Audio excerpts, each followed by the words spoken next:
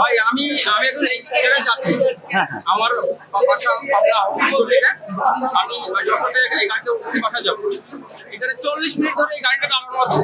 কেন দাঁড়ানো আছে আমরা প্রথমে মনে করছিলাম যে কফি হবে এই কারণে, কিন্তু পরবর্তী একটু চা খাইতে নেমে এখন সবাই অনেক কিছু শুনতে পাচ্ছি যে ড্রাইভাররা স্টপ করছে, আন্দোলন করতেছে, কোথায় আন্দোলন হচ্ছে। এখানে স্টেশন মাস্টারের কাছে আসলাম, খবর নিতে কেউ নেই। আসলে এই যে আমরা যে যাচ্ছি, যে এই যে ভোগান্তি হচ্ছে, তো আমি না দেখেন আপনি এখানে হাজার হাজার যাত্রী আছে, কিন্তু এই যাত্রীগুলোর এই যে হয়রানি হচ্ছে এর জবাবদিহিটা কে দেবে আমাদের? আর আমাদের ফ্যামিলি আছে, কেউ এখানে রুগী আছে, কেউ রাজশাহী যাচ্ছে চিকিৎসার জন্য, অনেক মানুষের ভিতরে আছে। আমি চাচ্ছি আপনাদের মাধ্যমে যাতে এই সুষ্ঠু তদন্ত করে এর একটা বিধি বিচার করা হয়। ভালো দাঁড়ানোর পরে ট্রেন যখন আবার লাইন ক্লিয়ার দেওয়ার পরে গাড়িটার স্টার্ট বন্ধ করে দিল। স্টার্ট বন্ধ করে দিয়ে পিছন দিকে ড্রাইভার পিছন দিকে আইসে তারা টালা মাইরে দিয়ে একদম এমনিতে বাগানতে চলে গেছে।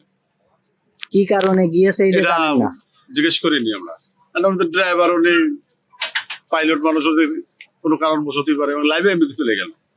ডাক্তারখানাতে এসে এখন আমাদের এখানে কালীগঞ্জের রেল স্টেশনে গাড়ি রেখে ড্রাইভার কি কারণে পলিয়েছে, তারা স্টাফে গ্যাঞ্জাম করেছে।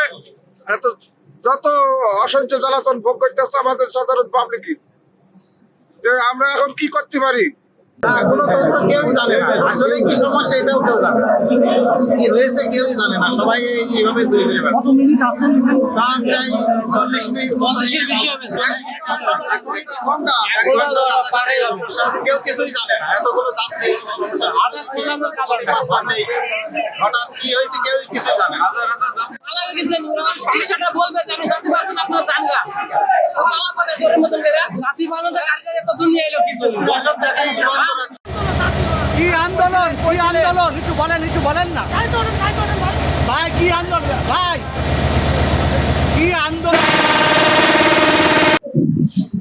থেকে ছেড়ে আসা খুলনা টু রাজশাহীগামী সাততারি এক্সপ্রেস আমার স্টেশনে 18টা 7 ঘটিকার সময় প্রবেশ করার পর যখন আমি ট্রেনটি সামনে অগ্রসর হওয়ার অনুমতি পত্র দিতে যাই, তখন দেখি যে এলএম রুমে তালা মারা, এলএম চলে যাচ্ছে।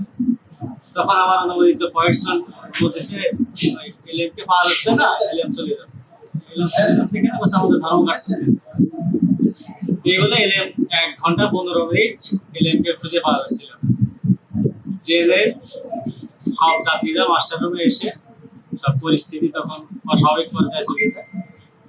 তখন তারা উচ্ছৃঙ্খল যাত্রীরা বিভিন্ন ধরনের কথাবার্তা বলে। তখন আমাদের ঊর্ধ্বতন কর্তৃপক্ষের সাথে কথা বলে যোগাযোগ করে 7টা 15-র সময় ট্রেনটা রাজশাহীর উদ্দেশ্যে ছাড়ে।